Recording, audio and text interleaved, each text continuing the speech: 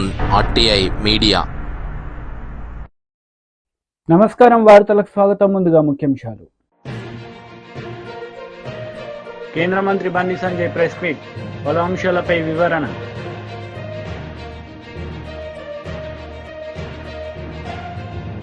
మాజీ విద్యాశాఖ మంత్రి బొత్స సత్యనారాయణ ప్రెస్ మీట్, పలు అంశాలపై వివరణ.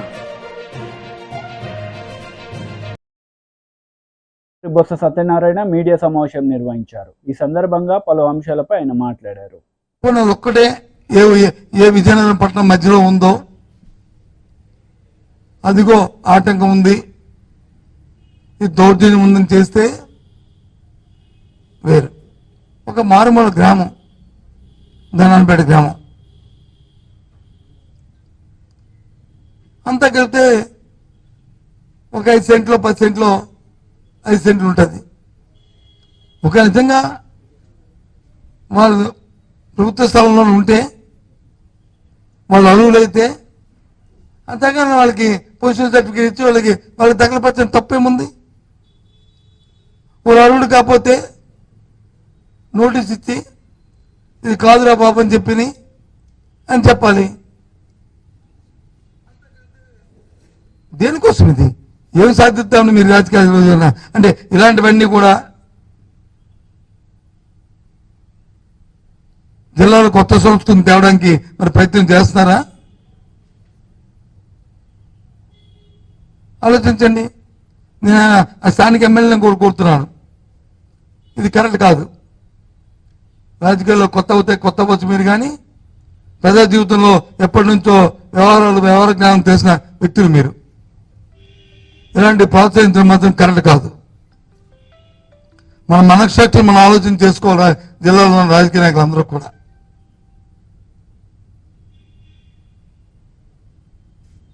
ఇటువంటి దౌర్జన్యకాండల్ని తీవ్రంగా ఖండిస్తున్నాం. రాష్ట్రంలో జరుగుతున్నాయి. గత ఎన్నిక ఫలితాలు వచ్చిన దగ్గర నుంచి ఏ విధంగా జరుగుతున్నాయో చూస్తున్నాం.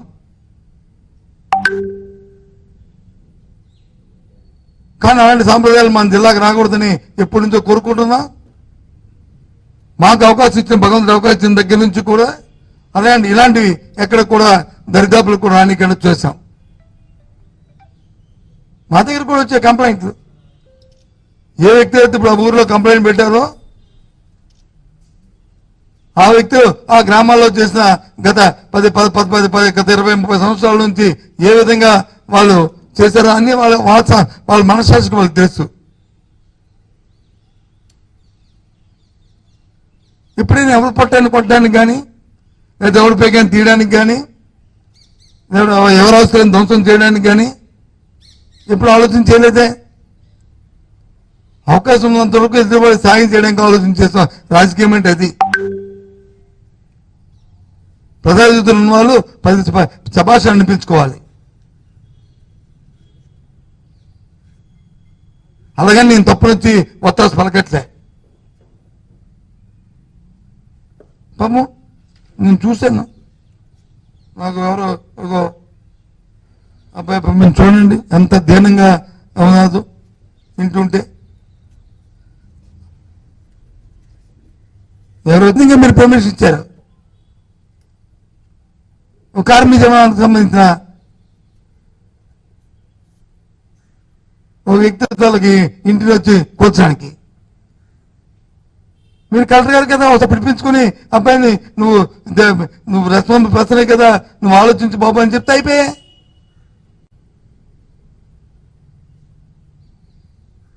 అది ఎక్సర్విస్మెంట్ కదా. అందులో నాకు తెలియకూడుతున్నాను, ఎప్పుడైనా ఓ 30-50 మంది పోలీసులు వెళ్ళి ఇలాంటి సంఘటనలు ఎక్కడైనా జిల్లాలో జరిగా ఎందుకు వెళ్ళాలి అంతమంది? మన జిల్లాలో ఓ సబ్ ఇన్స్పెక్టర్ వచ్చి ఫోన్ చేసి వాళ్ళకి బాబు నువ్వు రా అంటే 5 నిమిషాల్లో వస్తాడు. అతను వచ్చి పోలీస్ స్టేషన్కి రిపోర్ట్ చేసి ఎందుకంటే నా బైండింగ్ ఉన్న వ్యక్తులు జిల్లాలో ఉన్నా అందరూ. ప్రతి సామాన్యుల దగ్గర నుంచి నేనైతే నమ్ముతున్న వ్యక్తిని. అందరు రాజకీయ నాయకులు కూడా ఏ పార్టీ ఆ పార్టీ ఆ రకంగా చాలా మంది చెప్తుంటాను నేను. కానీ ఇలాంటి సంప్రదాయాలు ఏంటిది? కొత్తది తీసుకొస్తున్నాను ఇలాంటివి.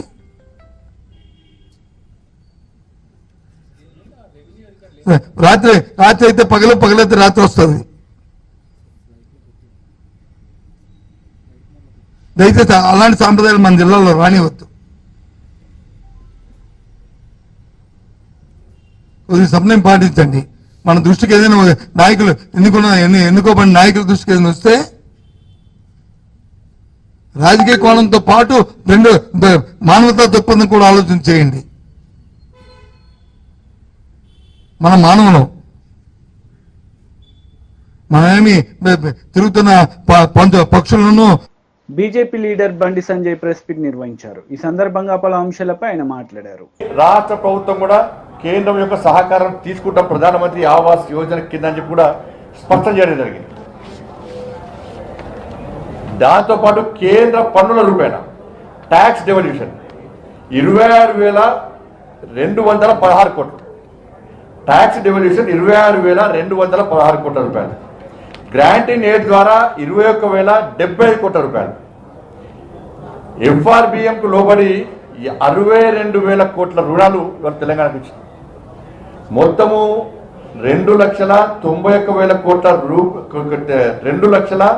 2,91,000 కోట్ల రాష్ట్ర బడ్జెట్లో నిధులు అప్పుల రూపేణ కేంద్రం అంటే 2,91,000 రాష్ట్ర బడ్జెట్లో కేంద్రము 1,09,000 కోట్ల రూపాయలు నిధులుస్తున్నది.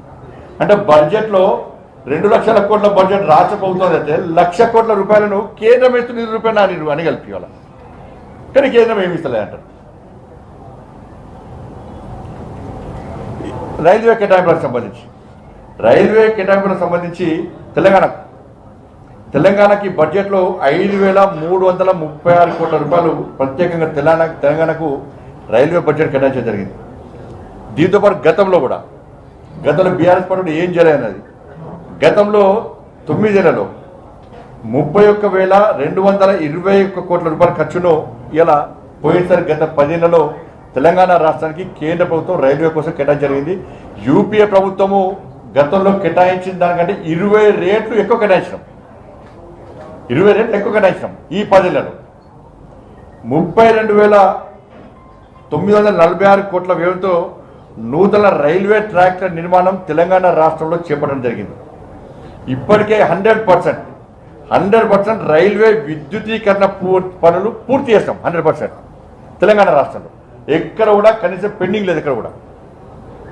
దాంతోపాటు తెలంగాణ రాష్ట్రంలో 437 ఆర్ఓబీలు ఆర్యూబీలు 437 కరీంనగర్లో తీవ్ర పని కూడా ఉన్నది.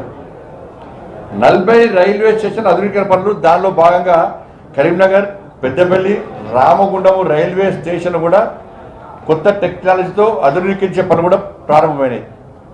217 కోట్లతో సికింద్రాబాద్ రైల్వే స్టేషన్ ఆధునీకరణ జరుగుతున్న విషయం అందరికీ తెలిసిందే. చెర్లపల్లిలో హైదరాబాద్లో ఈ ట్రాఫిక్ ఇబ్బంది వల్ల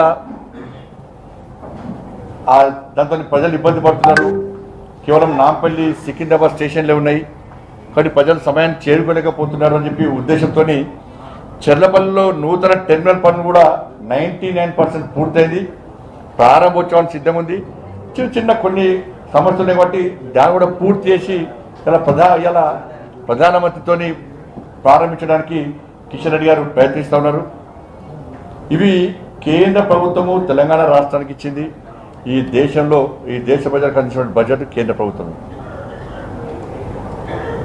ఇవన్నీ వాళ్ళు అడుగుతూ ఏమంటారంటే లేదు 10,000 రూపాయన మేము ఇస్తాం కదా అంటారు. మరి కేంద్రం కూడా 10,000 రూపాయలు ఇస్తారు కదా. ఇవాళ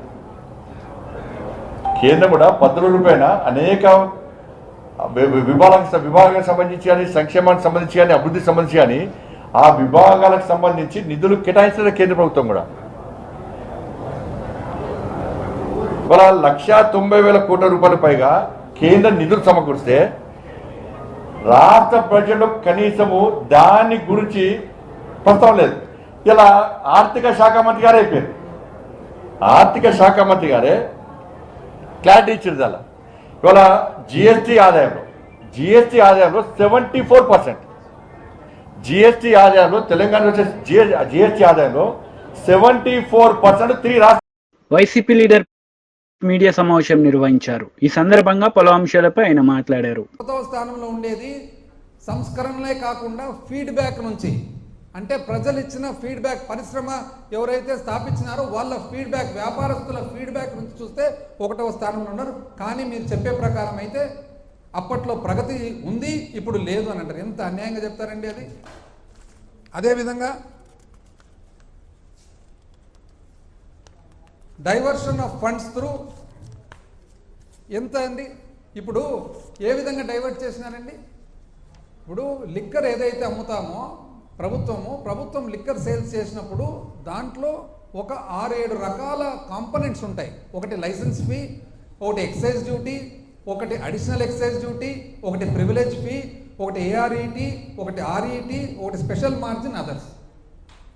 అయితే ఇంతకుముందు తెలుగుదేశం ప్రభుత్వంలో రీటైల్ షాపులు ఉన్నప్పుడు లిక్కర్ సేల్స్ అన్నీ కూడా ఆ ఊర్లో ఉండే వాళ్ళు సిండికేట్ అయిపోయి వాళ్ళే తెలుగుదేశం వాళ్ళే లిక్కర్ షాప్ నడుపుతూ సిండికేట్ అయ్యి ఆ సిండికేట్లో భాగంగా ఎంఆర్పి ఏదైతే ఉందో అంతకంటే ఎక్కువ అమ్మేవాళ్ళు.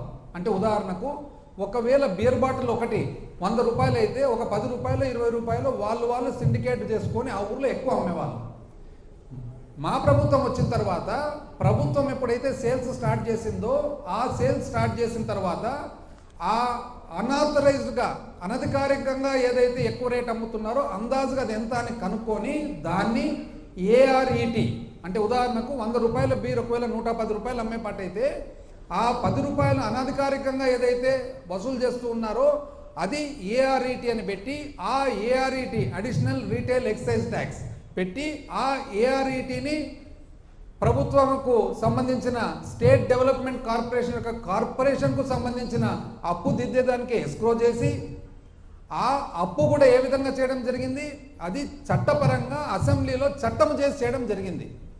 ఆ అప్పు కూడా దేనికి, కేవలం 4, రైతు భరోసా, అదేవిధంగా ఆసరా, అదేవిధంగా చేయూత, అదేవిధంగా అమ్మఒడి, కేవలం 4 కార్యక్రమాలకు మాత్రమే. అంటే ఒక మందు సీసా అమ్మితే మందు సీసా మీద అనధికారికంగా ఎవరైతే సంపాదిస్తున్నారో అనధికారికంగా సంపాదనను అధికారికంగా తీసుకొని ఆ డబ్బులతో మాత్రమే ఈ 4 మంచి స్కీములు జరిగితే దాన్ని అన్యాయం అండి అని అన్నారు. మరి ఈరోజు మేధావులు కదా, మేధావులు అయితే మరి ఏ విధంగా మీరు 2 నెలలు అయినా కూడా ఇంచుమించు అదే సేల్స్ నడుపుతున్నారండి? ఎందుకు నడుపుతున్నారు అదే సేల్స్? అదేవిధంగా స్టేట్ ఫైనాన్షియల్ కార్పొరేషన్ ఏదైతే పెట్టినారో ఏమన్నారు, rerouting diversion of funds. Maritime board, Streenidhi, mineral development corporation, ఇటువంటివి ఎన్నో సంస్థలు. వాస్తవానికి ఈ సంస్థల్లో ఏవైతే డబ్బులు ఉన్నాయో ఆ డబ్బులన్నీ కూడా అవి బ్యాంకుల్లో పెట్టేవాళ్ళు, అవసరానికి మాత్రం వాడుకునేవాళ్ళు. బ్యాంకులు ఏదైతే పెడుతున్నారో ఆ బ్యాంకు బదులు స్టేట్ ఫైనాన్షియల్ కార్పొరేషన్ సర్వీసెస్ అని చెప్పి ఒక కంపెనీ ఫ్లోట్ చేసి, ప్రభుత్వ కంపెనీ, ఆ కంపెనీలోకి తీసుకొని ఆ బ్యాంకు కంటే కూడా ఒక 0.5% ఇంచుమించు ఎక్కువ వడ్డీ ఇస్తూ ఆ డబ్బులు ప్రభుత్వ ఖర్చులకు వాడడం జరిగింది. తప్పేముందండి దీంట్లో? ఏం తప్పుంది అంటే బ్యాంకులో పెట్టినారు, బ్యాంకు బదులు ఒక 0.5%, ఒక 0.5% ఇంకా ఎక్కువ వడ్డీ ఇవ్వడం జరిగింది. అదే కంపెనీలోకి తీసుకోవడం జరిగింది. ఆ కంపెనీ ఏది? Under the companies act. అది ఎవరు? ఆర్బీఐ కింద ఉండే కంపెనీ. అది ఆడిట్ ఎవరు చేస్తున్నారు? సిఏజీ చేస్తుంది ఆడిట్. ఏ విధంగా దీన్ని తప్పంటున్నారు? దీనివల్ల చాలా చెల్లాచెదురు అయిందంట. ఎట్లయితుందండి చెల్లాచెదురు? ఇంకోటి, state spending beyond states resources, అంటే మన శక్తి కంటే ఎక్కువ ఖర్చు పెడుతున్నారు. ఎట్లయిందండి? ఇప్పుడు మీరు చెప్పారు కదా ఇంతకుముందు పేజ్ 30లో ఏమని చెప్పినారు మీరు? ఈ విధంగా చాలకొస్తున్నాయి డబ్బులు. మీరు చెప్పండి సమాధానం మీరే. అన్నిటికంటే ఎక్కువ జీతాలు భత్యాలు 90 చిల్లర వేల కోట్లు. అదే కదండి హైయెస్ట్. మీకు తెలిసే కదా జరిగింది. 42% పిఆర్సీ ఫిట్మెంట్ మీరు ఇచ్చిన తర్వాతనే కదా పెరిగిండేది. ఈరోజు నెక్స్ట్ 33,000 కోట్లు వెల్ఫేర్ పెన్షన్స్. మీకు తెలిసే కదా జరిగిండేది. మీరు మంచి అనుకున్నారో ఇంకోటి అనుకున్నారో మీరు చేసినారు. మీరు చేసడం వల్ల పెరిగింది, అయిపోయింది. మీరు చేసినారు, పెరిగింది. మళ్ళీ దానివల్ల మీరెందుకు బాధపడుతున్నారు? వేరే వాళ్లకు ఎందుకు ఆపాదేయాలని చూస్తున్నారు అనేది పాయింట్. అన్నిటికంటే ముఖ్యం అప్పు, రాష్ట్ర అప్పు. అబ్బా అసలు అప్పు గురించి చూస్తే అసలు ఎంత అన్యాయంగా అప్పు గురించి, ఎడా పెడా అప్పులు, పైగా ఓడి ఈనాడు, ఏమాత్రం తగ్గని రాష్ట్ర ప్రభుత్వ రుణాలు. మంచిది. అప్పులతో నెట్టుకొస్తున్నాం యనమల రామకృష్ణుడు గారు. అప్పులపై అబద్ధాలు, ఏబిఎన్ ఆంధ్రజ్యోతి. కొత్తగా ఇంకొక 1000 కోట్ల అప్పు. అబ్బా, అప్పుల్లో సరికొత్త రికార్డు. అబ్బా, ఇదెవరు? ఈనాడు.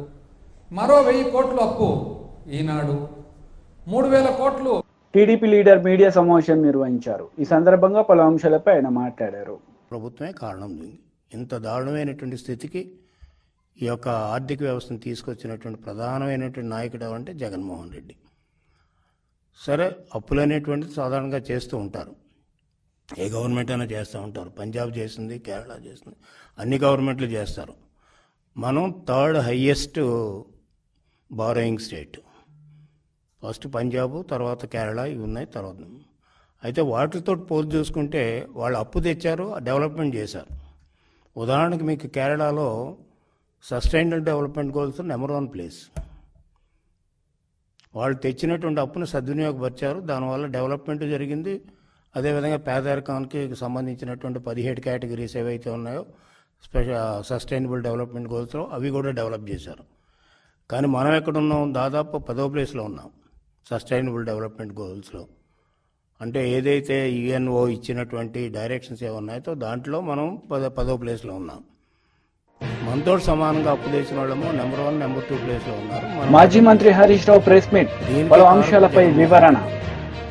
అదేవిధంగా మీకు చూస్తే క్యాపిటల్ ఎక్స్పెండిచర్ కూడా 10th ప్లేస్. మాజీ ఎమ్మెల్యే జగ్గారెడ్డి ప్రెస్ మీట్, పలు అంశాలపై వివరణ. క్యాపిటల్ అవుట్లే పేరుకి క్యాపిటల్ ఎక్స్పెండిచర్ను ఒక హ్యాట్ చూపిస్తారు. టీడీపీ లీడర్ ప్రెస్ మీట్, పలు అంశాలపై వివరణ. ఒకటి లోన్స్ రీపేమెంట్ ఉంటుంది దాంట్లో కూడా. రెండోదేమో క్యాపిటల్ అవుట్లే అని యాక్చువల్ ఎక్స్పెండిచర్ డెవలప్మెంట్ ఏం చేశారు. బీజేపీ లీడర్ ప్రెస్ మీట్, పలు అంశాలపై వివరణ. మనం ఫీల్డ్లో చూసుకునే కూడా జీరో డెవలప్మెంట్. అంతేత క్యాపిటల్ ఎక్స్పెండిచర్లో 10వ స్థానంలో ఏపీ ఉండటానికి కూడా జగన్మోహన్ రెడ్డి కారణం. అంచేత ఇన్ని కోట్ల రూపాయలు అప్పు తెచ్చినటువంటిది వాళ్ళు చెప్పినట్టుగా నేను ఎక్సైజ్ పెంచాను, అదేవిధంగా ఇసుక పెంచాను, ఇవన్నీ నేను చాలా ఆర్థిక వ్యవస్థను చాలా రెవెన్యూ చాలా పెంచానని చెప్తున్నాడు. నేను ఒక్కటే అడుగుతున్నాను, మీరు పెంచారంటున్నా ఇన్ని అప్పులు పెరిగాయి కదా, అదేవిధంగా ఎక్సైజ్ ఆదాయం పెరిగింది కదా, లేకపోతే కొన్ని ఆదాయాలు మీరు పెంచారు కదా, ఈ పెంచినటువంటి డబ్బు ఎక్కడికి పోయింది అనేటువంటిది ఇప్పుడు జగన్మోహన్ రెడ్డి చెప్పాలి. ఎందుచేతంటే పెంచిన తర్వాత మీకు డెవలప్మెంట్ జరిగిందంటే డెవలప్మెంట్ జరగలేదు. డెవలప్మెంట్ జరిగితే దానికి ఈక్వేట్ అవుతుంది. డెవలప్మెంట్ జరగకుండా అప్పులు మాత్రం పెంచుకున్నారు. ఆదాయం కొన్ని చోట్ల వాళ్ళకి కావాల్సిన చోట ఆదాయాలు పెరిగాయి. ఆ పెరిగినటువంటి ఆదాయాలకి అప్పులకి దానికి సరిసమానంగా అభివృద్ధి జరగలేదు. సంక్షేమ కార్యక్రమాలకు వాళ్ళే చెప్పారు 54,000 కోట్ల రూపాయలు సంవత్సరానికి ఇస్తున్నామని వాళ్ళే చెప్పారు. సజ్జలు ఒక సందర్భంలో చెప్పాడు. అంటే టోటల్ బడ్జెటెడ్ అమౌంట్. ఇది ఒకటి.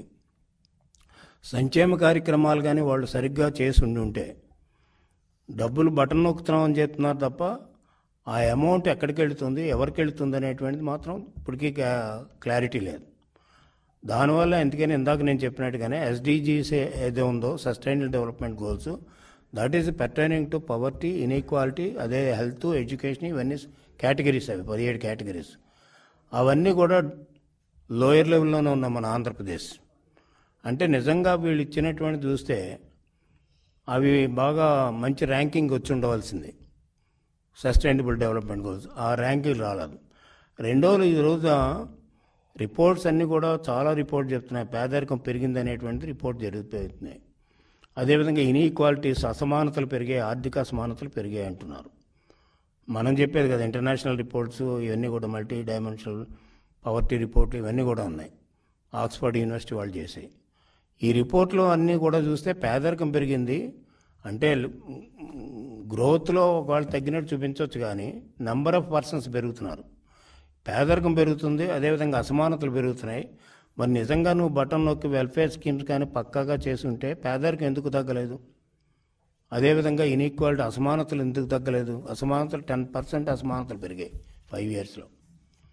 పేదరికం దాదాపు మనం ఒకప్పుడు చూస్తే తెలుగుదేశం ప్రభుత్వం హయాంలో 2-3 ప్లేసుల్లో ఉండేవాళ్ళం. ఈనాడు దాదాపు 5వ ప్లేస్లోకి వచ్చింది. ఎందుకు వచ్చింది 5వ ప్లేస్లోకి అంటే నీకంటే బాగా మిగతా రాష్ట్రాలు చేశారు. నువ్వు ఇంత అప్పు తెచ్చినప్పుడు కూడా నువ్వు చేయలేకపోయావు. దీనికి సమాధానం చెప్పాలి.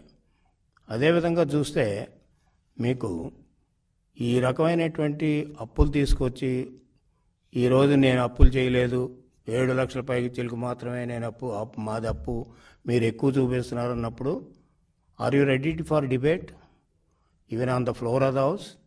లేకపోతే బయట కానీ మీరు డిబేట్కి వస్తారా జగన్మోహన్ రెడ్డి గారు వీటి మీద డిస్కస్ చేయడానికి, మీ ఈ శ్వేతపత్రం మీద డిస్కస్ చేయడానికి అని ఛాలెంజ్ చేస్తున్నాను. అదొకటి. రెండవది వచ్చేటప్పుడు మీరు చూస్తే వీళ్ళు చేసినటువంటి కార్యక్రమాలు ఎకానమీకి వెళ్తే, ఎకానమీలో మీరు చూస్తే నేను ఇంతకుముందు కూడా పేపర్ రిలీజ్ చేశాను, ఇవన్నీ ఎక్కడి నుంచో తేలే. వైసీపీ లీడర్ మీడియా సమావేశం నిర్వహించారు. ఈ సందర్భంగా పలు అంశాలపై ఆయన మాట్లాడారు. లేదంటే శక్తిలో ఏమి ఇబ్బంది లేదు, శక్తి ఉంది, యుక్తి ఉంది. ఆ యుక్తి పనిచేసింది కాబట్టి శక్తి బలహీనపడిపోయింది. డబ్బులు కొట్టేయాలనేటువంటి యుక్తి ఎప్పుడైతే సోమిరెడ్డికి పనిచేసిందో సోమిరెడ్డి శక్తి బలహీనం అయిపోయింది. యుక్తి శక్తి లేనోడు కదా, రెండు ఉన్నాయి. ఆ శక్తి బలహీన పడిపోవడానికి యుక్తి కారణం, డబ్బులు పడిపోయింది. కాబట్టి అక్కడ సంబంధించినటువంటి దాంట్లో అందుకనే నేను చెప్పేది ఏంటంటే చంద్రబాబు నాయుడు గారు మాటలు చెప్పడం మాని నేను చెప్పినటువంటి డిస్టిలరీస్ మీద ఎంక్వైరీ చేయించి, నేను చెప్పినటువంటి కంటైనర్ టెర్మినల్ మీద విచారణ చేయించి, నేను చెప్పినటువంటి మీ వాళ్ళు చేసే దౌర్జన్యాలు, బలవంతపు వస్తువులు ఏదైతే ఉన్నాయో కంపెనీలకు సంబంధించి వాటిల మీద విచారణ చేపించి, అదేవిధంగా ఫ్లై యాష్ బల్కర్ల మీద విచారణ చేపించి, శాండ్కి క్వారీకి సంబంధించి గ్రావెల్కి సంబంధించినటువంటి క్వారీల మీద విచారణ చేపించి, లేఅవుట్ల దగ్గర డబ్బులు ఎమ్మకొట్టుడు కొట్టి వాళ్ళని బ్లాక్మెయిల్ చేసి ఇబ్బందులు పెడుతున్నట్లు దాని మీద విచారణ చేపించి. కాబట్టి ఈ పోరాట యోధుడు ధర్మల్ విద్యుత్ కేంద్రాలకు సంబంధించి పోయాడు. ఆ ధర్మల్ విద్యుత్ కేంద్రాలకు పాపం అందరూ ఏదో కమ్యూనిస్టులు అందరూ కలిసి చేస్తున్నారు పోరాటం. పెద్ద జెండా ఎత్తకపోయాడు. వాళ్ళు మన ఎన్ని చిన్న చిన్న జెండాలు కదా అని ఆ జెండాలని తీసుకొచ్చి ఈ జెండా, ఈ పాపం సోమిరెడ్డి పెద్ద జెండా కదా అని సోమిరెడ్డి జెండా నీడలో పెట్టారు. వాళ్ళు మొత్తం తీసిపోయి వాళ్ళ దగ్గర కూర్చొని అమ్మ నూకాడు, అమ్మి క్యాచ్ చేసుకున్నాడు. ఎప్పుడే చెప్పాడు సారా ఉద్యమం అని. అప్పుడు నీకింత పనితనం ఉందని ఎవరు గుర్తించుంటే ఆ రోజే బేర సారా జరిగి సారా ఉద్యమాన్ని కూడా ఎవరు ఒక లెక్కర్ కాంట్రాక్టర్కి అమ్మ నూకుండేవాడు. ఆ రోజుకి నీలో ఇంత పరిణితి, ఇంత శక్తి, ఇంత యుక్తి, ఇంత చావ, ఇంత కండబలం, ఇంత గుండె బలం ఉన్నాయనేటువంటిది తెలియలే పాపం. నిన్ను ఎవరు కనిపెట్టలేకపోయారు. ఎందుకంటే రాజకీయాల్లోకి రాలేదు కదా, అప్పటికి నీ ప్రావీణ్యం ప్రజలకు తెలియదు కాబట్టి, వాళ్ళు ఎవరు ముందుకు రాలేదు కాబట్టి పాపం నువ్వు ఆ రోజు దాని ఏదో ఉద్యమాన్ని ముందు పెట్టి నడిపించావు. లేకపోతే దాన్నే ఆమోగ నూకుండేవాడు, దాన్నే అమ్మేసి ఉండేవాడు. ఏది సారా ఉద్యమంతోనే నీ అమ్ముడు కార్యక్రమం ప్రారంభమైండేది ఈ జిల్లాలో. కాబట్టి తర్వాత ధర్మల విద్యుత్ కేంద్రాలు వచ్చినా ఏదొచ్చినా సరే ఎవడో ఒకటి చెప్పండి నిన్న, ఏంద్రా నాయన పరిస్థితి అంటే ఏమి లేదు సార్, సాధారణంగా కళాకారులు ఏం చేస్తారంటే ఏదన్నా కళను ప్రదర్శించిన తర్వాత దుప్పటి పరిచి కూర్చుంటాడు.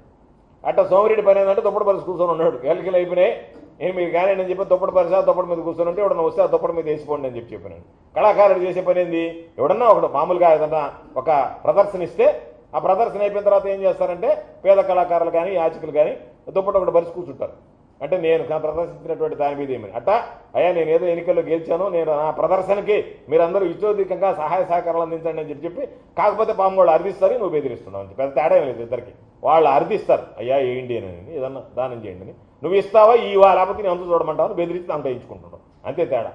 కాబట్టి ఎన్నికల్లో గెలిచావు, దుప్పటి పరిచేసావు, వాటికి సంబంధించినటువంటి దాంట్లో అన్ని కార్యక్రమాలు ఉన్నాయి. కాబట్టి నీకు కానీ తెలుగుదేశం పార్టీకి కానీ చంద్రబాబు నాయుడుకి కానీ చిత్తశుద్ధి ఉంటే నేను ఈరోజు ఆరోపించినటువంటి అంశాల మీద విచారణ చేయించి దీంట్లో ఎందుకంటే ఈరోజు నీ ప్రభుత్వం ఉండొచ్చు, రేపు ప్రభుత్వం మారచ్చు. గతంలో కూడా నువ్వు చేసినటువంటి ఇబ్బందులకి ఆ రోజు నీరు చెట్టు కింద నువ్వు దోచుకున్నావు. ఏ విధంగా దోచుకున్నావో నాకు తెలుసు. ఎందుకంటే నీకు ఇచ్చింది మాన్యువల్ రేట్, నువ్వు చేసింది మిషన్లతో. తెలిసిన తర్వాత తెలియనటువంటి వాడు కాదు, నీలాగా పెద్ద చదువు చదువుకొని చీఫ్ ఇంజనీర్ స్థాయి అవుతుందా, నేను ఏదో మామూలుగా బీటెక్ చదువుకున్నటువంటి సివిల్ ఇంజనీర్ నేను. కాబట్టి నాకు అంత మాత్రం తెలియకపోలే. కాకపోతే ఆ కాగితాలన్నీ తీసుకొస్తే ఉద్యోగస్తులు నా దగ్గరికి వచ్చి సార్ ఏదో చెప్పారు చేశాం పొరపాటు, ఈరోజు మేము దానివల్ల లబ్ధి పొందింది ఏమి లేదు, మా చేత చేయించారు, లబ్ధి పొందాం, ఈరోజు మీరు దీని మీద చర్యలు తీసుకుంటే మా కుటుంబాలు వీధిని పడతాయంటే ఆ ఉద్యోగుల శ్రేయస్సును చూసి ఆ ఉద్యోగస్తుల ముఖం చూసి ఒక్క దాని మీద కూడా ఎంక్వైరీ వేయించలేదు. ఆ రోజు నువ్వు దోచుకున్నావు, నీరు చెట్టు మీద నిన్ను గతంలో చెప్పాం, కానీ ఎందుకు విచారణ వేయించలేదు అంటే వాళ్ళ పాపం ఆ ఉద్యోగస్తుల ముఖం చూసి విచారణ చేయించలేదు. అందుకని ఈరోజు మరలా ఉద్యోగస్తులు ముందుగానే చెప్తున్నాం ఇటువంటి వార్తలు ముగించే ముందు ముఖ్యాంశాలు మరోసారి. కేంద్ర మంత్రి బండి సంజయ్ ప్రెస్ మీట్, పలు అంశాలపై వివరణ.